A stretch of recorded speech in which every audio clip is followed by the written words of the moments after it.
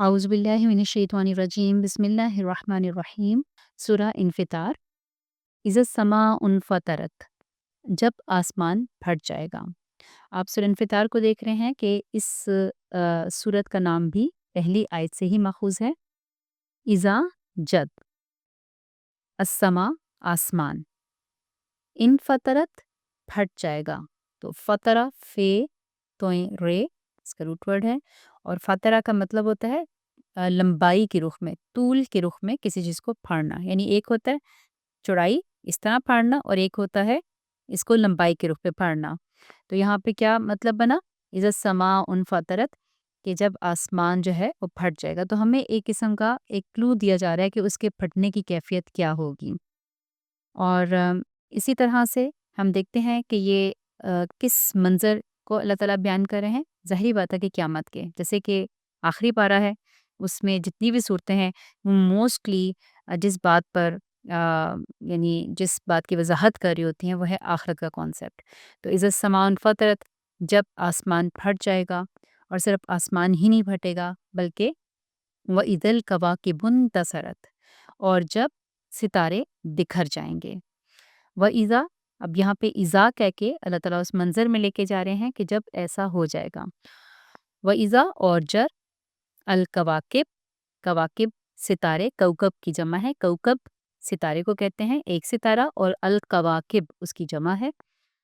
इन तसरत, इन तसरत को अगर आप लफ्ज़ को देखें तो ये अगेन माजी का सीगा है, और मैंने आपको बताया था कि इज़ा जब लग जाता है पीछे तो हम इसका तर्जमा फिर मुस्तकबिल में अमूमन करते हैं। तो व इज़ल कवाकिबुन तसरत, जब सितारे बिखर जाएंगे। इन तसरत का लफ्ज़ नसरा से है, ये हम उर्दू में इस्तेमाल करते हैं जहाँ पे हम नज़म और नसर की बात करते हैं। तो नज़म होता है मंजूम कलाम, जिसके अंदर एक तरतीब होती है, रिदम होता है, आखिर में एक जैसे अल्फाज आ रहे होते हैं। मसलन अगर ना आ रहा है तो ना ना ना, है आ रहा है तो है, यानी जब शेर या उसमें। लेकिन नसर उसके मुकाबले में होता है कि वो उस तरह मंजूम कलाम नहीं होता, बल्कि आप अपनी एक तहरीर, जिसको आज़ाद तहरीर कहते हैं, जुमलों की शक्ल में आप वहाँ पे बखेर देते हैं। तो मतलब इसका नसर का होता है बिखरना। तो जुमलों को जब आप सफ़ों पे बिखेरते हैं, अपने ख़यालात को वहाँ बिखेरते हैं, तो उसके लिए नसर का लफ्ज़ आता है। तो यहाँ पे सितारों के बिखरने की बात है कि जिस वक़्त क़यामत आएगी तो आसमान में जब टूट-फूट शिकार यानी वो उसका शिकार होगा, तो सितारे भी बिखर जाएँगे, सितारे अपने-अपने ऑर्बिट से निकल जाएँगे। अभी आप देखते हैं कि हर चीज़ अपने ख़ास ऑर्बिट के अंदर है, अपने ख़ास मिदार के अंदर है, और तभी ये कायनात कायम है। और अगर ज़रा सा भी कोई एक सितारा वायलेशन करे तो क्या होगा, एक के बाद दूसरा, दूसरे के बाद तीसरा एक दूसरे से टकरा जाएंगे, और इस तरह गैलेक्सीज जो हैं वो तबाह हो सकती हैं इससे। तो बहरहाल ये एक बहुत खौफनाक मंजर की तरफ इशारा है। फिर यहाँ जो ज़मीन पर मंजर पेश किया जाएगा वो क्या है, व ईज़ल बिहारु फुज्जिरत, और जब समंदर फाड़ दिए जाएंगे। इज़ा, जब, अलबिहार बहर की जमा है, बेहरे समंदर के लिए आता है, यानी बहुत वो वसी एरिया जिसमें पानी ही पानी हो। फुज्जिरत, फाड़ दिए जाएंगे। फजरा, पीछे हम इस लफ्ज़ को बड़ी तफसील से डिस्कस कर चुके हैं। फजर का मतलब कैसे फटना या फाड़ना, किसी चीज़ को फाड़ के निकल आना बनता है। यहाँ पर समंदरों के फाड़ने से क्या मुराद है, कई जगहों पे आप तर्जुमा पढ़ेंगे कि जिस वक़्त समंदर बह पड़ेंगे, उबल पड़ेंगे। तो इसका मतलब ये है कि अगर आज आप समंदर को देखते हैं तो वो आपको बड़ा पुरसुकून नज़र आता है। ऐसे लगता है कि पानी एक वसी पैमाने बिखरा हुआ है, लेकिन खामोश है, पुरसुकून है। कभी-कभी समंदर में तूफ़ान आ जाता है, लेकिन अमूमन जब आप उसको देखते हैं।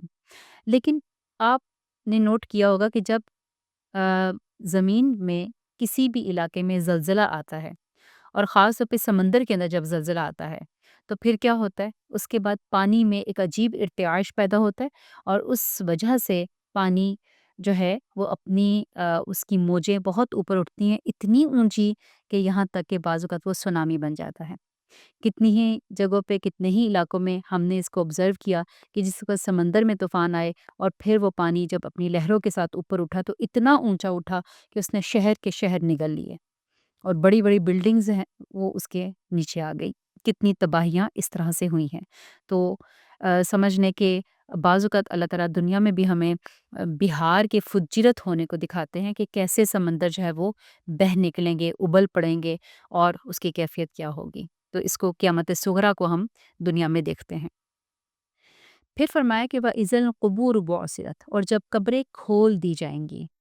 اب یہ نفخہ ثانیہ میں ہوگا، یعنی جس وقت سب لوگ جو ہیں وہ دوبارہ سے اپنی قبروں سے نکالے جائیں گے، جی اٹھائے جائیں گے اور میدان حشر میں اکٹھے کیے جائیں گے۔ تو اس میں کیا ہوگا؟ سب سے پہلے ظاہری بات ہے کہ ان کی قبروں کو کھولا جائے گا، اور اذا جب القبور قبریں بعثرت کھول دی جائیں گی۔ اب بعثرت کا اگر آپ لفظ دیکھیں تو یہاں پہ اس کے بارے میں آتا ہے کہ یا تو یہ رباعی مجرد ہے، یعنی رباعی ہے، مطلب کہ اس کے روٹ ورڈ میں 4 لیٹرز ہیں، 4 حروف آتے ہیں، اور وہ کون سے ہیں؟ بے، عین، سے، رے۔ ویسے عموماً 3 ہوتے ہیں نا، جیسے میں اکثر آپ کو بتا رہی ہوتی ہوں، تو کبھی کبھی 4 لیٹر ہوتے ہیں، کبھی کبھی 5 ہوتے ہیں۔ تو یہاں پہ بے، عین، سے، رے، بعثرہ، اس کا مطلب ہوتا ہے قبر کا، خصوصاً قبر کے حوالے سے اس کا کھودنا، اس کا کھل جانا، اور اس سے یعنی جو قبر کے اندر صاحب قبر ہے اس کا اٹھ کے کھڑا ہو جانا، سامنے آ جانا، تو یہ اس کے معنی میں آتا ہے۔ اور بعض علماء کے نزدیک یہ 2 لفظوں کا مجموعہ ہے جو کہ اکٹھے کر دیے گئے۔ ایک ہے بعث، بے عین سے، بعثہ کا مطلب مبعوث ہونا، ہم جیسے نبی کریم صلی اللہ علیہ وسلم کے لیے یہ لفظ بولتے ہیں کہ آپ مبعوث ہوئے، یعنی آپ تشریف لائے، آپ آئے۔ تو بعثہ کا مطلب ہوتا ہے اٹھنا یا آنا، سامنے آنا، ٹھیک ہے؟ تو یہ بعثہ کا معنی ہو گیا۔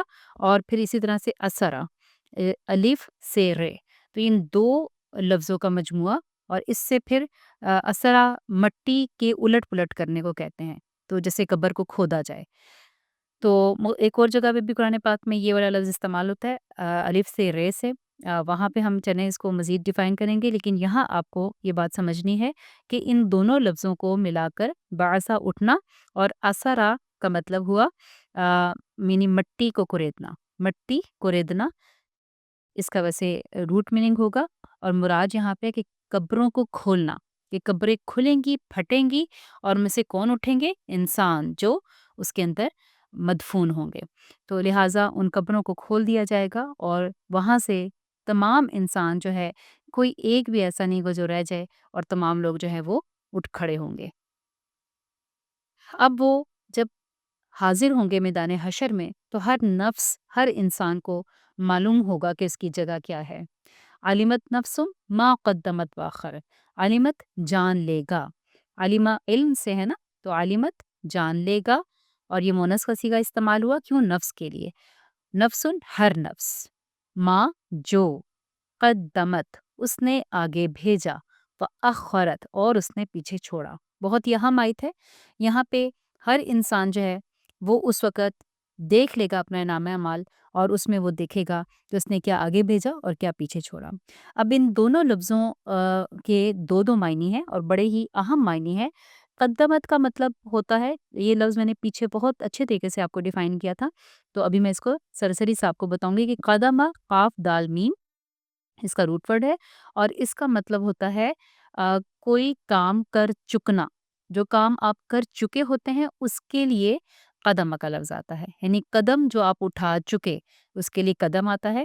اور اسی طرح سے قدیم کا لفظ بھی اسی سے ہے، جو چیز آپ نے کر لی یا جو پرانی ہو گئی، تو پہلے کیے ہوئے کام کے لیے قدم آتا ہے، یعنی جس کام کو انسان نے کر لیا، اب وہ اس کو کر کے اس نے آگے بھیج دیا، نامہ اعمال میں درج کرا دیا۔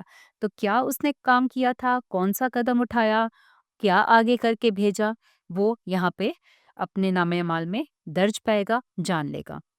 اور دوسرا اس کا مطلب ہوتا ہے مقدم رکھنا۔ قدمہ کا مطلب ایک ہوتا ہے کہ آگے بھیجنا، جیسے یہ اوپر آپ معنی دیکھ رہے ہیں، اور دوسرا میننگ اس کا ہوتا ہے مقدم رکھنا۔ مقدم کا مطلب ہوتا ہے یعنی کسی چیز کو ترجیح دینا، مقدم رکھنا اور ترجیح دینا، ٹھیک ہے؟ تو یہ 2 مطلب آپ کو ذہن میں رہیں گے، تو پھر ہم یہ دیکھیں گے کہ ہم نے کن اعمال کو کر کے آگے بھیجا اور کن اعمال کو ترجیح دی۔ یہاں پر آپ دیکھتے ہیں کہ مقدم کا معنی ہم نے کیسے لیا کہ کسی چیز کو پہلے نمبر پر رکھنا، پہلے کر لینا، تو وہی کام ہوتا ہے نا جس کو آپ ترجیح دیتے ہیں، جس کو مقدم رکھتے ہیں، تو یہیں سے اس کا یہ سیکنڈ میننگ نکلتا ہے۔ اب اخرت کو لیں تو اس کے دو معنی کون سے ہیں؟ ایک ہوتا ہے تاخیر کرنا، جیسے پیچھے چھوڑا، یہ معنی یہاں پہ آپ کے سامنے لکھا ہوا ہے۔ تاخیر کرنا یعنی کسی چیز کو مؤخر کرنا، یہ اس کا میننگ ہوتا ہے۔ اور دوسرا اس کا مطلب ہوتا ہے کم اہم سمجھنا، کم اہم سمجھنا یعنی کسی چیز کو کم اہمیت دینا، اس کو سیکنڈری نمبر پہ رکھنا، ترجیح نہ دینا، یعنی یہ مقدم سے اپوزٹ میننگ ہو گئے دونوں۔ قدمہ کا مطلب آگے بھیجا، جو کام کر لیا، اور اخرت الف خیر اس کا روٹ ورڈ ہے، یہ پیچھے بھی آپ یہ لفظ پڑھ چکے ہیں، اور اس کا مطلب ہوتا ہے تاخیر کرنا، پیچھے چھوڑ دینا، اگنور کرنا، کم اہم سمجھنا، اگنور کرنا۔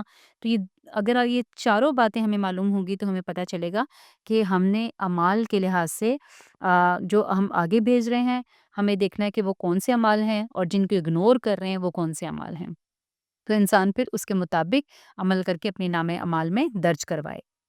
تو علمت نفس ما قدمت و اخرت، تو ہر انسان جو ہے وہ جان لے گا کہ اس نے کیا عمل کر کے آگے بھیجا اور کس چیز کو اہمیت دی تھی، کیا وہ دنیا تھی، کیا وہ اس کی اپنی ذات تھی، اور پھر کیا اس نے پیچھے چھوڑا، کس کام کو نہ کیا، تاخیر کی، اور کس کام کو اس نے سیکنڈری سمجھا، کم اہم سمجھا۔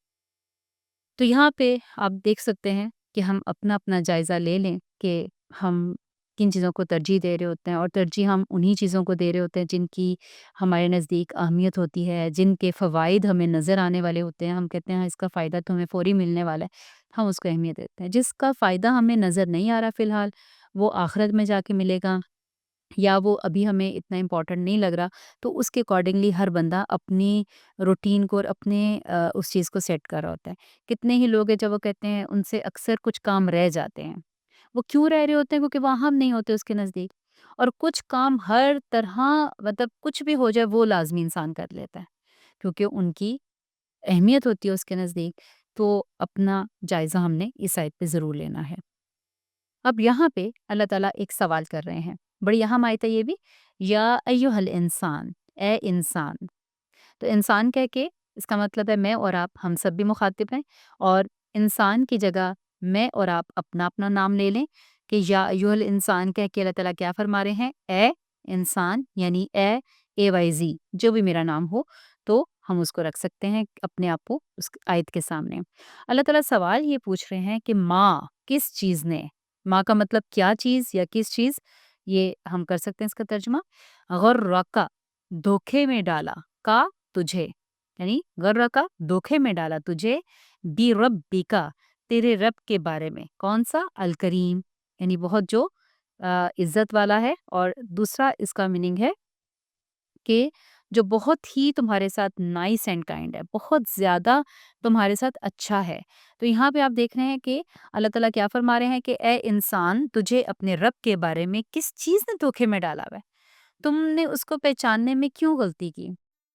اور یہاں پہ آپ دیکھیے تین لفظ اہم ہے، ایک غرہ کا، غرہ کا غین رے اس کا روٹ ورڈ ہے غرارہ، اور غرارہ اسی سے لفظ غرور بھی ہے۔ غرور، متاع الغرور دنیا کو کہا جاتا ہے۔ شیطان کے بارے میں آتا ہے کہ وہ جو دھوکے میں ڈالنے والا ہے، اور اسی طرح سے ہم غرور کا لفظ استعمال کرتے ہیں کہ کسی کو اپنے بارے میں کوئی زوم ہو جائے۔ تو اس کا لفظی مطلب جانیں گے تو ہمیں یہ سارے مطلب سمجھ آئیں گے۔ لفظی مطلب ہوتا ہے غرارہ کا کہ کسی کو غافل سمجھ کے اپنی طرف کھینچ لینا، کسی کو غافل پا کر اپنے مقصد کی طرف لے آنا۔ تو جب دنیا ہمیں غافل پاتی ہے تو اپنی طرف اٹریکشن دیتی ہے، ہم اس کی طرف کھینچے چلے جاتے ہیں۔ شیطان ہمیں غافل پاتا ہے اپنے مقصد سے تو وہ اپنی طرف لے آتا ہے، تو اس طرح ہم اس دھوکے میں آ جاتے ہیں۔ اسی طرح مغرور انسان کو مغرور کیوں کہا جاتا ہے؟ ویسے تو ہم اس کا ترجمہ کرتے ہیں مغرور مطلب جو اپنے آپ کو بہت کچھ سمجھتا ہو، یعنی انسان جو ہے اس کو جو بھی ملا ہے دنیا میں وہ اس کو عارضی وقتی ملا ہے، امانتاً ملا ہے، اس پر کوئی انسان ڈھینگ نہیں مار سکتا، کوئی اپنے آپ کو بڑا نہیں سمجھ سکتا۔ اور اگر کوئی بڑا سمجھتا ہے، اپنے آپ کو کچھ سمجھتا ہے، تو وہ دھوکے میں ہے، غرور میں ہے، اسی لیے اس کو غرور یا مغرور کہا جاتا ہے۔ اب یہاں پر یہ دھوکا کیا ہے؟ اپنے رب کے بارے میں۔ تو رب کا لفظ، جیسے کہ رب کون تھا؟ جس نے تمہیں ذرے سے کمال تک پہنچایا، جس نے تمہاری نشو و نما کی، جس نے پروان چڑھایا، آج ہم جو کچھ بھی اپنے رب کی وجہ سے ہیں، ہم اگر زندہ ہیں، ہم چل پھر رہے ہیں، ہم ایک ایک چیز میں اس کے محتاج ہیں۔ تو اسی رب کے ہی ناشکرا ہو انسان ہو جائے، اسی کا نمک حرام ہو جائے، اسی سے تعلق کاٹ لے اور اس کو یا تو مانے ہی نہ سرے سے، یعنی رب کے بارے میں دھوکا کیا، یا تو اس کے سرے سے نہ مانے کہ وہ ہے ہی نہیں، کوئی خدا ہے ہی نہیں، یا پھر انسان اس کا اوروں کو شریک ٹھہرا دے، جو اس نے جس کی سند نازل نہیں کی، جس کے بارے میں نہیں بتایا اور کوئی شریک اس کے ساتھ نہیں ہے، تو پھر بھی انسان اس کے ساتھ کوئی شریک ٹھہرا دے۔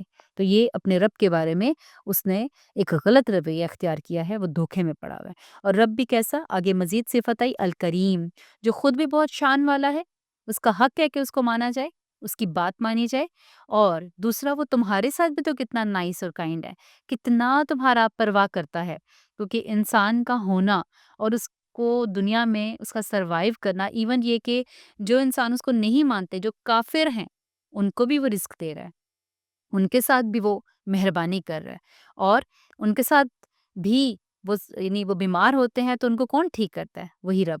وہ مفلس ہوتے ہیں تو ان کو کون رزق دیتا ہے؟ وہی اللہ۔ ان کی ساری حاجات کو کون سننے والا ہوتا ہے؟ حالانکہ وہ تو بتوں سے مانگ رہے ہوتے ہیں، لیکن پھر بھی اللہ کی ذات ہے جو ان کے ساتھ خیر اور بھلائی کا معاملہ کر رہی ہوتی۔ وہ بڑا ایک خوبصورت شعر بھی ہے نا، کہ جس میں کہ خدا پھر خدا ہے، پوری کرے گا آرزو، پتھروں سے جب مرادیں دل کی پا لیتے ہیں لوگ۔ یعنی لوگ یہ سمجھتے ہیں کہ پتھروں کے آگے سجدے کر کے، پتھروں کے آگے ہاتھ پھیلا کر انہوں نے بتوں سے وہ چیز پا لی، انہوں نے ان کی بات سن لی، حالانکہ خدا پھر خدا ہے کہ انسان مانگتا تو کسی اور سے ہے، لیکن پوری اس کی خدا کر رہا ہوتا ہے۔ تو وہ کون ہے؟ بے ربک الکریم۔ اور پھر چونکہ وہ رب ہے نا، تو اللہ تعالیٰ اب یہاں پہ رب کو ڈیفائن کر رہے ہیں اگلی آیت میں، کہ الذی خلقک فسواک فعدلک، وہ رب جس نے کیا کیا، خالقک، نمبر ون، تمہاری تخلیق کی، جس نے تخلیق کیا تجھے، پیدا کیا تجھے، فسواکا، فا پھر سواکا، درست کیا تجھے، یعنی تجھے بالکل مساوی، مساوات سے نا یہ لفظ آپ پیچھے پڑ چکے، سین واؤ یہ، اور اس کا مطلب کیا ہے؟ برابر کرنا۔ تو تمہیں پیدا بھی کیا، تمہاری نوک پلک درست کی، تمہیں برابر کیا، اور فعدلک، پھر فعدلک کا ترجمہ مساوی سے یا سوا سے ملتا جلتا بھی ہے، اور تھوڑا سا اس میں زیادہ گہرائی ہے اس معنی میں، عدل، عین دال لام، یہاں پہ عدل کا لفظ مطلب اس کا مطلب کیا ہوتا ہے؟ اس کا مطلب بھی مساوی، مساوات، برابری، یہ سب بھی آ جاتا ہے، اور کسی چیز کو اس کے اکارڈنگلی بنانا، یعنی جو اس آرگن نے، خاص طور پہ ہم جسم کی بات کریں، اس آرگن نے جو کام کرنا ہے، جس کام کے لیے اس کو بنایا گیا ہے، اس کو بالکل ویسا ہی ڈیزائن کیا گیا، اس کو جتنا سائز دیا گیا، جو اس کو کیپیسٹی دی گئی، جو اس کے اندر وہ کام کرنے کی صلاحیت رکھی گئی، وہ بالکل وہاں فٹ بیٹھتا ہے۔ تو جو چیز جس جگہ فٹ بیٹھتی ہے اس کو وہیں پر جوڑا، وہیں لگایا، اور وہ اپنا کام بہترین طریقے سے ادا کر رہی ہے۔ تو اس کا مطلب کیا ہے؟ عدل، کہ اس کو بالکل اس کے اکارڈنگلی بنانا۔ تو یہاں پہ ہم دیکھتے ہیں کہ انسان کا جسم جو ہے وہ واقعی ایسا ہے کہ اگر آپ اس پہ تھوڑا سا غور کریں، اپنی تخلیق پہ انسان غور کرے، تو وہ یہ سب چیزیں دیکھتا ہے کہ وہ کس قدر درست، اس کی ایک ایک چیز کو برابر، یہاں پہ سوا کا لفظ ہے نا، بالکل برابر، دوسرے کے برابر۔ تو آپ اپنے جسم پہ غور کریں تو آپ کا ایک ہاتھ کی انگلیاں آپ دیکھتے ہیں، دوسرے ہاتھ کی انگلیاں دیکھتے ہیں، بالکل لگتا ہے بالکل ایک جیسی ہیں، بالکل ایک برابر ہیں۔ کبھی کبھی ہمیں اللہ تعالیٰ دکھانے کو، عبرت کے لیے اس میں کچھ لوگوں میں کچھ چینج کر دیتے ہیں تاکہ انسان اس پہ شکر گزاری اختیار کرے، لیکن عمومی طور پہ آپ دیکھتے ہیں کہ انسان اگر اس کی ٹانگ ہی صرف ایک سوتر، اس کے ٹانگ میں اگر لمبائی میں فرق آ جائے تو انسان ایک نارمل انسان کی طرح چل نہ سکے، اس کا وہ بیلنس برقرار نہ رہ سکے۔ اگر ایک بازو چھوٹا اور ایک لمبا ہو تو پھر آپ دیکھیے، تو ہر چیز جو ہے، ایک آنکھ تھوڑی سی موٹی ہو جائے، ایک تھوڑی سی، تو انسان کیسا بدنما نظر آئے۔ تو اللہ تعالیٰ نے کیا کیا؟ فسوا کا، اس کو بہت درست بنایا، بالکل برابر بنایا، اور پھر فعدلک، یعنی ہر چیز کو جو آرگن ہے جس کام کے لیے اسی طرح بنا دیا۔ آپ ایک ایک چیز پہ غور کریں، دماغ کو دیکھیں تو جو اس کے اندر پورا ہمارا سسٹم رکھ دیا گیا کہ اس نے کیسے کنٹرول کرنا ہے ہماری باڈی کو، اور اس میں سے جو ایک ایک آرڈر جاتا ہے وہ سب چیزیں ہم دیکھتے ہیں۔ تو انسان یعنی ابھی تک جو سائنس نے ڈسکور کیا ہے، 30% انسان کا ڈسکور کیا ہے کہ جو اس کے فنکشنز ہیں اور ابھی اتنی کچھ چیزیں ہیں جو کہ ہمیں معلوم بھی نہیں ہیں۔ تو میں یہ چاہوں گی کہ ہم سب اس کریشن جو ہم خود ہیں اپنی ذات پر غور کرنے کے لیے ہم یہ ضرور کریں کہ نیٹ سے آپ کھولیں کسی بھی ایسے سائنٹیفک ٹاپک کو جس میں کوئی ایک آرگن لے لیں یا پوری باڈی لے لیں جنرلی، اور اس کے اوپر کوئی ٹاک سنیں، کوئی ایسی چیز سنیں کہ کیسے زبردست نظام کے تحت جو ہے ہمارے یہ آرگنس کام کر رہے ہیں، تو انسان جو ہے وہ اللہ تعالیٰ کی ہستی کو زیادہ پائے گا، شکر گزار ہوگا کہ ہمیں اس نے کس قدر پرفیکٹ بنایا ہے۔ پھر فرمایا کہ فی ای صورت ما شاء رکبک، پھر اس نے جس صورت میں چاہا جیسا چاہا جوڑ دیا، یعنی جو صورت اللہ تعالیٰ نے دی ہے وہ اپنی مرضی سے دی۔ کیسے؟ فی میں ای جس، یعنی جس میں، اور سورہ کا مطلب کیا ہے؟ صورت میں، تو جس صورت میں، ماں جو چاہا جیسا چاہا، شاء کا مطلب کیا ہے؟ چاہا، رکبک اس نے جوڑ دیا۔ تو یہاں پہ دو لفظ صورت، ایک صورت کا اور ایک رکبک، ان کو دیکھیے۔ صورت جو ہے سواد و رے، اس کا روٹ لیٹر ہے، اور اس کا مطلب ہی ہوتا ہے کسی چیز کو شکل دینا، شیپ دینا، اور اس کو یعنی جو یعنی نوک پلک درست کرنا اس کی ہر چیز کو، تو اس کے لیے آتا ہے صورت گری کرنا، صورت بنانا، چہرے کے لیے بھی آتا ہے، ہر چیز کی شکل جو ہمارے جسم کے آرگنز ہیں وہ، اور پھر ان کو کیا کیا؟ رکبک، جیسا چاہا جوڑ دیا۔ تو رکبہ رے کیاف بے، اس کا روٹ ورڈ ہے، اس کا مطلب ویسے ہوتا ہے سوار ہونا، یعنی رائڈ کرنا کسی چیز پر۔ تو یہاں پہ کیا ہے کہ ایک کے رکبک کا مطلب ہوتا ہے پھر کہ ایک کے اوپر دوسروں کو سوار کر کے جوڑنا، اور یہاں اسپیشلی مراد جوائنٹس ہیں، کہ جتنے انسان کے جہاں جہاں جوڑ بنائے گئے ہیں تو آپ کو لگتا ہے جیسے ایک کے اوپر دوسری ہڈی کو اس طرح جوڑا گیا ہے کہ آرام سے ہم بینڈ کر سکتے ہیں، اس کو موو کر سکتے ہیں۔ ہم اپنی انگلیوں کو دیکھیں تو کتنی طرح سے وہ بند ہوتی ہیں، یعنی ایک ہم کھولتے ہیں، پھر ہم ان کو ایک سٹیپ پہ بند کرتے ہیں، پھر دو سٹیپ پہ بند کرتے ہیں، پھر ہماری کلائی بھی مڑ جاتی ہے، پھر ہماری کوہنی مڑ جاتی ہے، پھر ہمارا کندھا جہاں سے وہ ہلتا ہے وہاں پہ آپ دیکھیں، پھر اس طرح سے ٹانگوں کے جوائنٹس دیکھیں تو مختلف جگہوں سے جیسے لاک لگائے ہوئے ہوں۔ تو سبحان اللہ، یہ سب چیزیں ایک بہت کاریگر کی نشاندہی کرتی ہیں کہ جس نے ہمیں بنایا، اور صورت گری اللہ تعالیٰ کی ذات خود کرنے والی ہے۔ اللہ کی ذات نے ہمیں بنایا، اللہ کی ذات نے صورت دی، اور اس میں کسی کا عمل دخل نہیں ہے۔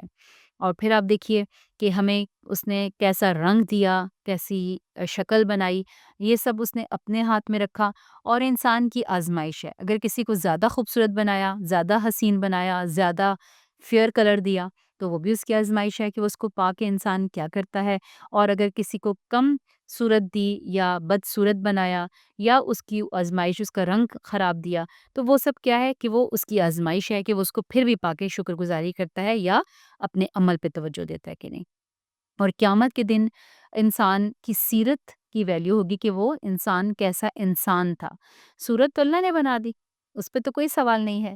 ہمارا اصل ٹاسک ہمیں کیا دیا گیا کہ تمہاری سیرت کیسی ہے، جس میں ہم نے محنت کرنی ہے، جس کو ہم نے بنانا سنوارنا ہے۔ تو فی ای صورت ما شاء رکبک تو اس نے خود کر دیا، لیکن فی ای سیرت، کہ کیسی سیرت میری ہونی چاہیے، وہ پھر اللہ نے مجھ پہ چھوڑ دیا کہ میں اپنی سیرت کیسی بناتا ہوں۔ ایک تصویر اللہ نے میری بنا کے بھیج دی، اور ایک تصویر میں خود بنا رہا ہوں، خود بنا رہی ہوں۔ معاشرے کے اندر آپ کی پرسنالٹی کو کوئی ڈیفائن کرے تو آپ جیسے ہیں، اگر ہم یہ تو پوچھتے ہیں، ہم سوال کرتے ہیں کہ میں کیسی دکھتی ہوں، میں کیسا دکھتا ہوں، اور اس کے لیے ہزاروں کریمیں اور پتہ نہیں کیا کچھ ہماری ظاہری پرسنالٹی کے لیے ہم استعمال کرتے ہیں، لیکن کیا ہم نے کبھی یہ سوال کیا اپنے ہی گھر والوں سے، اپنوں سے، کہ میں کیسی انسان ہوں، میں کیسی ہوں، میری کون سی خرابی ہے جس کے اندر مجھے مزید محنت کرنی ہے؟ یا اپنے آپ سے انسان سوال کر لے کہ میں کیسا ہوں، میرا دل کیسا ہے، میں اندر سے کیسی ہوں، میرا انر کیسا ہے، میری روح کیسی ہے؟ تو اصل محنت اس کام پہ کرنے کی ضرورت ہے، اور اسی کا ہی ہمیں آگے جواب دینا ہوگا۔ تو آج کی جو یہاں تک کی آیات ہیں اس کا پیغام بھی یہی ہے کہ انسان اس بات پہ ضرور سوچے کہ وہ اپنے رب کا کتنا حق ادا کر رہا ہے، جس نے اس کو پیدا کیا اس کو کتنا پہچان رہا ہے، اور اپنے آپ کو کتنا ڈیولپ کر رہا ہے۔ اگلی آیات میں اللہ تعالیٰ یہ بتائیں گے کہ اصل میں تمہارا مسئلہ کیا ہے، تم نے اپنے رب کو کیوں بھلایا ہوا، کس دھوکے میں ہو، وہ دھوکا کیوں دیا ہوا ہے اپنے آپ کو، تو اس کے بارے میں بات ہے۔ یہاں تک جو آیات ہیں اس میں اللہ تعالیٰ نے ایک سوال اٹھا لیا، اپنی پہچان کرا لی، اور اللہ کرے کہ ہم اپنے رب کو صحیح طریقے سے پہچان سکیں۔ آمین ثم آمین۔ سبحانک اللہم و بحمدک نشہد ان لا الہ الا انت نستغفرک و نتوب الیک۔ السلام علیکم و رحمۃ اللہ وبرکاتہ۔